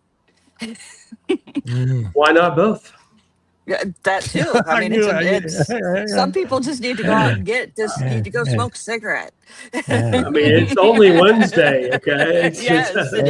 Why not both, right? It's funny, but exactly what Phillip said. I remember my wife saying that, chill out, go outside and have a cigarette. I remember hearing her saying that all the time. You need to chill out. Go outside and have a cigarette. And now it's chill out, go take a Prozac. Yeah, go take, And it's probably the same effect. Probably. How should, well, in the short term. In the short term. How should regulators weigh the rights of current adult smokers against concerns about future generations? Is there an ethical framework that fairly balances both? Yeah, that's the task that they have at hand right now. In order to be legally sold, an e-cigarette has to go through a PMTA application, and that in order to get authorized, not approved, because the FDA doesn't approve these devices, they authorize them to be sold. You've been taught so well. Oh, yes. It has to be appropriate for the protection of public health is the lingo, APPH. And nobody really is exactly clear on like what their internal calculus is. If you talk to like Brian King has been on the record. Brian King used to be we know him. FDA's. Yeah, so Brian King's on the record saying that zero youth use is acceptable. So if that's the balance, then there he is. Yes. Then that necessarily, because of the substitution effect, if you are so restrictive in regulation that you achieve zero youth use, that's going to certainly have harmful effects on adults. So it's a fine line to draw. But I think back to your earlier question, I think the emphasis should be first and foremost on reducing death and disease rather than nicotine addiction or nicotine use. I mean, like youth, they should be age gated for sure. Like same as caffeine, in my opinion. Like I don't think like children should be drinking caffeinated beverages or using nicotine. They have to be old enough to make their own informed decisions, but that can be achieved through like reasonable age restrictions. I mean, I tell the story all the time. When I used to pick up my grandson at kindergarten, and the school across the street was 6th, 7th, and 8th, and they would get out before they did. I would always stop at AM/PM to get them, any grandpa stuff, cookies and snacks and stuff. And I would be standing in line in front of a bunch of 7th, 8th graders with 2 rock stars in their hands or 2 Starbucks double shot espressos. And I'm just looking at this and no one's questioning it. They just put it up there, they pay for it, they move on. And no one's saying, should that, what is 7th grade? 7th is 12 years old, right? 12, 13? Right? Yeah. Does that 12, 13-year-old does need to have 2 rock stars or 2 double shots espressos from Starbucks? I'm like, And is it up to the Dollar General girl to make that call? Yeah, right. I want to ask Charles and you this question because and it's concerning public health and generational public health and how it changes through each generation and how they look at what the prior generation's gone through and how they adjust that. How's that work? I mean, is it just studies that they look at, okay, the boomers, did this and look what it did to them. And Gen X got a little bit better and a little bit smarter and they did this and they changed it. Like, let's take the fried eggs, for instance. First, we couldn't eat eggs. Then they told us to eat eggs. Then they told us we couldn't eat eggs. I got to the point where I didn't know, can I eat an egg? It's still to this day, I'm 58 years old. And before I crack an egg, I have to ask myself, is it okay to eat this egg? You are correct. Should I use butter? Should I use olive oil to cook my egg? That's where, how's that all work when it comes to generational public health? How much does it change? Does it change at all? Or are we still living in the boomer age as far as public health? Yeah, no, even for nicotine.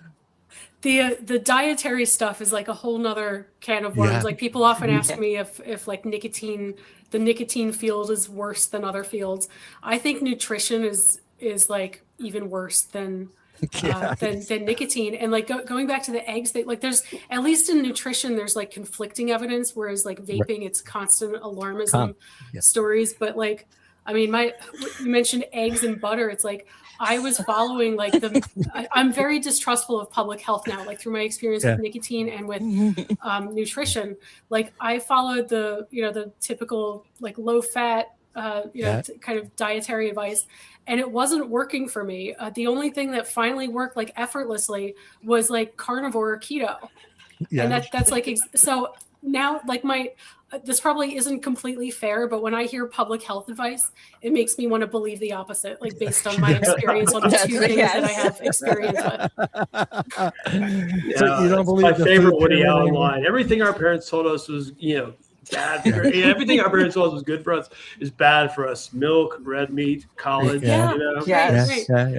Yeah, all these things. Oh yeah. I mean, it's funny because I watch a lot of weird YouTube channels, and one of the YouTube channels I'm watching is just it's about sandwiches and foods that were made in the Depression era, and how our great grandparents had a can of lard that was sitting by the stove, and they cooked everything with lard, and then all of a sudden lard wasn't good enough. No, and now all of a sudden it's good for you. Eat lard. It's the avocado oil, but when they look closely, there's no avocado oil in the avocado oil. It's all very confusing. Yeah, it is. It is very confusing. But here's an interesting thing.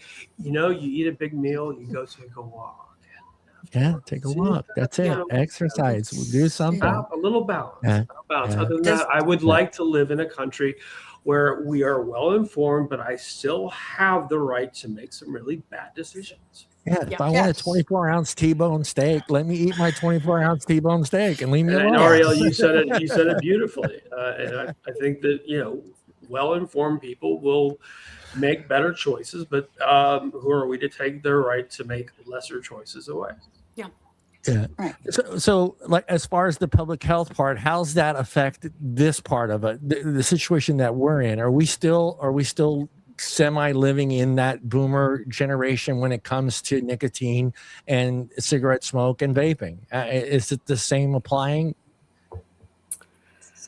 Yeah, I'm interested to hear what Charles has to say, but from what I'm seeing in the current research, I wish people were looking back farther and comparing to generations ago, because that would kind of force a reconciliation of youth smoking, 20% of youth used to smoke daily, not just past month use.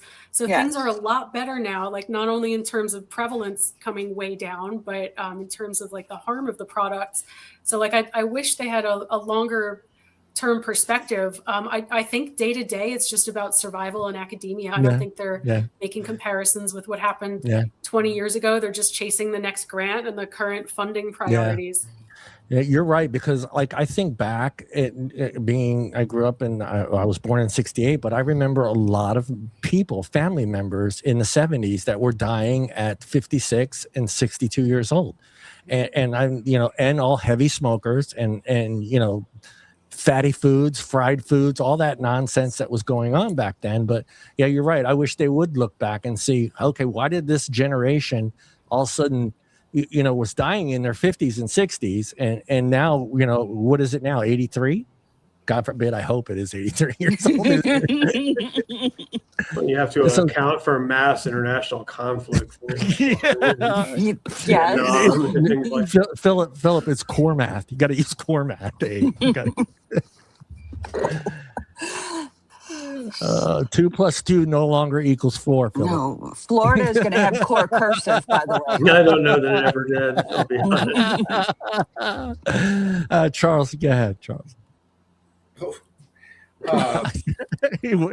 Sir Charles. He's like, my God, really? I want to change the subject back to go. I have the hiccups, by the way. You got the hiccups. I've been trying to get rid of them. So, boo. That didn't work. Oh yeah, thanks. Back to what I called much earlier. The canary in the coal mine was lung cancer. Mm-hmm. Yeah. Right, and it's 29% of all smoking-related deaths. That was the signal that that we first convinced the Surgeon General and public health that cigarettes kill people. Mm-hmm. And Arielle, you said there should be a 30-year lag time after smoking drops before lung cancer. Fucking hiccups. Before smoke, before lung cancer starts to drop. But you've seen what I have shown. We have 20 years of use data, nearly two decades. It's 19 years, actually, of use data in the United States. So if you go back to 2007, zero nicotine vaping among adults, and now it's 21 million adults. And if you go back again to 2007, it was like 44 million adults smoking, and now it's 25 million. So it's kind of, again, we have this issue of, it looks like product substitution. At least this is completely consistent with what you would assume should happen, right, if product substitution is happening.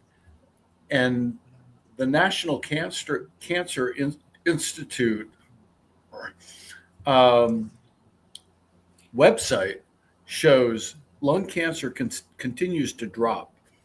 And so it's really interesting to me, both the incidence and the deaths continue to drop, despite this massive, what I assume is product substitution over two decades. And if anything, both of them look like they're dropping faster now, like since e-cigarettes came along. Now, I would assume deaths would drop because we're much better at treating the disease. But there's also this fact that we're also much better at diagnosing the disease. Yes. The sensitivity of the testing has increased dramatically because of innovation. Mm-hmm. But incidence, which is new cases, also continues to drop. Are we seeing a signal here with lung cancer? Possibly. I think it's going to be like still ambiguous because it still is a little bit early. But that being said, there were one or two papers looking at a cohort study of lung cancer patients, or some kind of cancer patients, where they split them into groups. Like they recruited them from a patient population at a hospital, and they followed them over like 3 to 5 years, something like that, and analyzed the lung cancer rates as a function of what their trajectory was. Like, did they continue smoking? Did they quit smoking completely? Did they switch to e-cigarettes?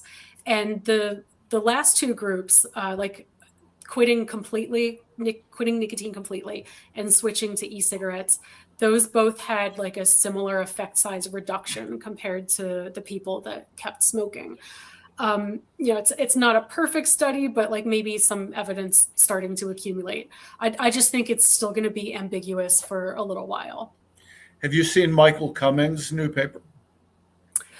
I skimmed the coverage of it, like the press release, but I have not had time to dig into the details. But yeah, pretty similar to one that I published recently too, like showing a shift from smoking to vaping, except he focused more on the like cancer implications, which is right. I agree with. Yeah. Right. So it's 20. So deaths are 29% lung cancer, 7% other cancer, according to the CDC, which makes sense because there's a ton of carcinogens in cigarette smoke. Right. I think that will be the first concrete evidence that product substitution, if it is happening, is leading to reduced deaths and cancer incidents. And I hope we all know this evidence will just continue to accumulate over time. Yeah. And we don't even have to wait for lung cancer, by the way. Like, that's kind of an extreme situation. Right. Respiratory symptoms, like if you talk to Ricardo Pelosa, you can expect to see improvements in a year or less. And there's plenty of papers already. Like, I don't know about trying to think if there's any population level studies. There might be a few with PATH showing respiratory symptom improvement after switching. Like that, there are other short-term outcomes that we don't have to wait quite as long to see a signal for. So COPD deaths have continued to drop, and cardiovascular deaths have continued to drop, and cancer deaths, well, lung cancer specifically, deaths have continued to drop despite 2 decades of massive product substitution. Like, eventually it starts to look like good news. Yeah. One would hope, but then I think there's also a tendency to have like shifting goalposts. Yeah, no kidding. Like, which again goes with the short memory. Like if people had a longer memory of how bad things used to be, then like certainly would look like good news. But you know, when you're entering the field, you're just shifting one addiction for another. Yeah, that's what they tell me all the time. No benefit. Yeah, that's their favorite saying. Arielle, you were about to say you're framing when speaking to people. Yeah, like when you're coming in as a junior faculty member, and all you see is like the current rates of smoking or nicotine use or COPD or what have you. Like, and any amount is bad, so like you focus your work on reducing that. So it's kind of like shifting goalposts and focusing more and more on the diminishing harms that are out there. Yeah. Speaking of a young researcher, that's my wait. Hold on, Phillip. Perfect being the enemy of the good. Hold on, Phillip, because she brought up something which is my next question. So I'm glad she about young researchers. What advice would you give young researchers who want to challenge established thinking in public health? Oof. Don't go into a different field. you said the key word, so I it's lined in there. So I said if she says it, no, fair enough. I guess for somebody that really wants to do that and knows what they're getting into, as long as they have informed consent, right? I think like you got to play the long game. You have to work with like somebody well respected that has like no ties to industry is the big thing in nicotine, obviously. Like a lot of people don't want to interact with me or give me a platform for my papers because of my funding. But so there is that ostracization, but I think like for young people wanting to make a difference, like go into one of these like well-respected, but tobacco harm reduction friendly researchers that, who are on like the right side of the evidence and work up that way. Cause there is value. Like the academia is a very difficult system to be in, but if you can make it, if you can survive getting the right grants, if you have like good collaborators that can help like bring you up to that level, that is really valuable because to be honest, like a lot of my work is not going to get cited by people that are skeptical of my funding source. Like I understand that, but I'm doing the best I can. But it's really helpful to have academics without even like the hint of that kind of contamination to help make the case and sway people that might be on the fence. On the other side of the conversation, I would say that your persistence in declaring your conflicts is a model to be followed. Thank you. Yes. You do a marvelous job with that. And it's not, let's just say it's not as common as one might think at this point.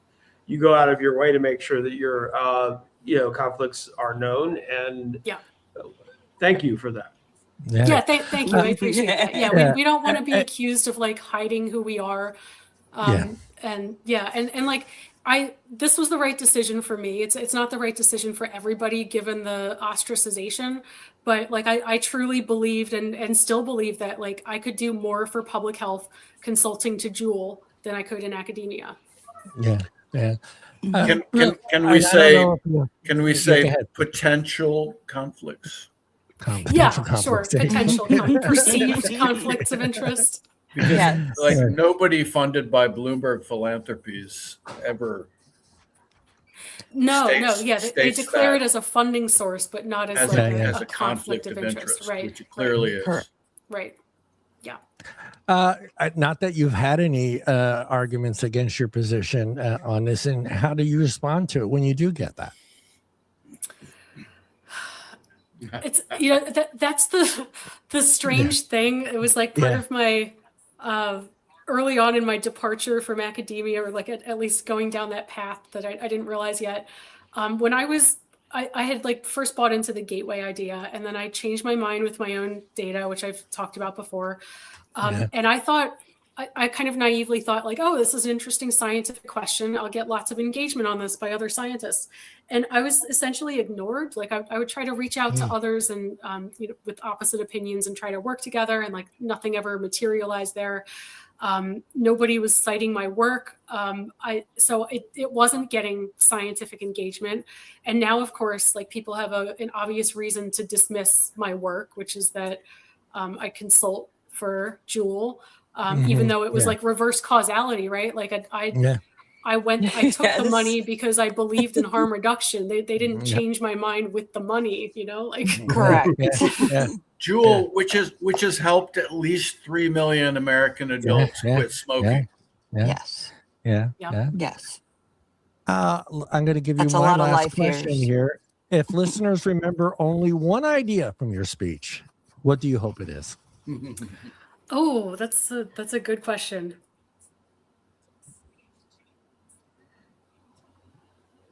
I guess let's see. I'm a bit stumped on that. I guess that public health, like there's ethical complications even in people trying to do the right thing. Like ethical, like the path to hell is paved with good intentions. I think that's the overall message. You got to look at the evidence and not get into a place where one mindset dominates and excludes other opinions. Yes. Oh my goodness. Guys, we're almost done, but I'm going to swing around, start with Mr. Sir Charles Gardner. Any final thoughts and then goodbyes to our special guest, who will be back? Yeah. Yes, definitely. I think I have a treat for you. Uh-oh. See if you can hear this. Oh, he figured. Wait. Is it a song? Is it my theme song? I can't hear that. Yeah, it's being blocked out because I was about to say, how did you know to pull out The Origin of Symmetry by Muse? Yes. I'm gonna put it together as soon as I leave here. I'm throwing that out. So yes, please do. Call out. That was created by an AI. Oh, okay. We're by safe. Dr. Woof. Dr. Whoever Wolf. that is. Yeah. It's the whole song, and it's not bad. I do remember another one, but I couldn't find it. But I'm trying to give you a theme song. Thank you. That would not violate any copyright laws. Yeah, exactly. Because they think we're what? Robots. I'm not a robot. I know, right? So, and all we want to do is lure teens into a nightmare of a lifetime of nicotine addiction. Yes. But final thoughts there. I'm just going to close. Arielle, I want to thank you. I think you're great. I was delighted to meet you in person for the first time at the Nicotine Summit. Nicotine Summit. Yeah, that was great. And I think you're wonderful. I don't know how you do all of the things you do. Thank you. I feel like I'm constantly behind. You must like never sleep. And we're on the same page. I'm glad when you, I've never heard you say a false word. So thank you. I can't say that about many people. At least some people take me credibly. Thank you. Yes. Yes. One of the things in our field is I always appreciate if I have a little number wrong on a graph or whatever, somebody always points that out to me. And when people who oppose safer nicotine alternatives say things that are demonstrably wrong, out of date or whatever, nobody ever does that from their community. And so that's kind of another form of self-policing. Yes. Yeah, that's important.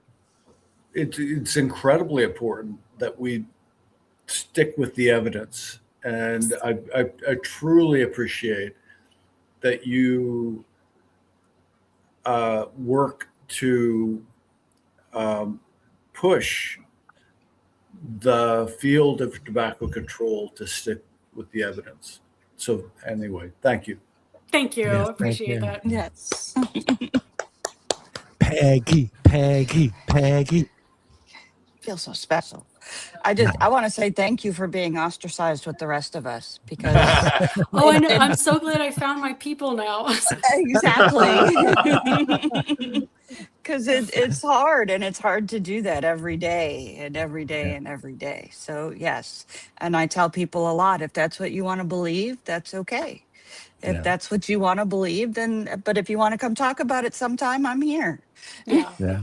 I can't It's just change the their opposite belief. of the coercive. It's got to be so hard on you, knowing you have the facts in front of you, and you have the information, and you want to share that information, and you have your own peers shooting you down and pushing you aside. It's got to be very frustrating, and it's your livelihood, and it's your passion, and then you get told you're wrong so many times. Yeah, and it's just like, really hey, smart people. Let's take 10, like 15 wicked minutes. Reward because she's here. Yes. You understand? And, Yes, I'm here. Yeah, just just a simple pat on the back, and hey, let's look into this. Let's do some research into this instead of just shooting you to the side. And like I said, I've watched a lot of podcasts where I've seen scientists, archaeologists, all these other people who just have these theories that no one wants to look into because it's pseudoscience, it's craziness. There's no way you can. Hey, well, what is it going to hurt just to dig into this a little bit? Find out some. It could facts. be flat. And everybody deserves a damn pat on the back. Damn it, that's all I'm saying. Heard. Thank you. And here's your pat. Yes. I will quote the great Charlie Sheen and say, "That a boy." Just give me a that a boy. Just once in a while, give me a that a boy. Yes. Oh, Johnny. God. Hey, I didn't say tiger blood, Philip. I didn't say tiger blood. I said that a boy. That a boy. Go ahead, Philip. There it is. Oh my God, Arielle, I feel like I can't believe this is our first time talking face to face with you. Yeah. I am just delighted and honored to speak with you, and I want to tell you something that's important. I think it's important that I bring this up. The old saying, those who can't do teach, and those who can't teach teach. Guess what? You can do and you can teach, and it's an incredible thing to see you break down these very complicated concepts and break them down in a 7-part Twitter thread in a way that it's truly it's a gift. It is, and you do you do it with humility and hope, and I'm so grateful for all that you do, and I am absolutely here anytime you want to give me a crack at getting those peer review getting the right format. Oh yeah, sure. Okay. I would love to help, you. and I think a lot of people would like to help. Yeah, I contribute her post on X. I want to say X because I know Elon's always listening, but it's like she's like the Phil Pizzardo, where you have to get your dinner ready, sit it down, get your cup, your glass of wine. You're going to have two screens because you're going to have to search. You're going to have, if you don't understand this stuff, you got to open up the second screen and do your research. So you're going to dedicate at least a half an hour to 45 minutes, just like a Phil Pizzardo video. Does Arielle know who Phil Pizzardo is? Yeah. No. He's a vape reviewer. He would do literally 3 45-minute YouTube videos on one bloody device. Oh, wow. Okay. Whether or not it actually, gets the temperature coefficient right, and it's exceeding that temperature. And yes, he was great. In-depth, but in-depth videos. Now we have AI, so we only need to listen to 5 minutes of it, which is great. Like I said, I had to read her speech 4 times, so just to get it all in here. So it is dense, and I'm trying to be it is a learned skill, right? Because when I was in academia, academics have their own language, and that's what that's what you write papers in, and you talk. Other academics can understand that. It was a big change in communication style when I started consulting, because it's okay, now I have to talk to a company. To people that aren't necessarily scientists or external engagement people. And then of course the public is a different mode of communication. And I'm still learning.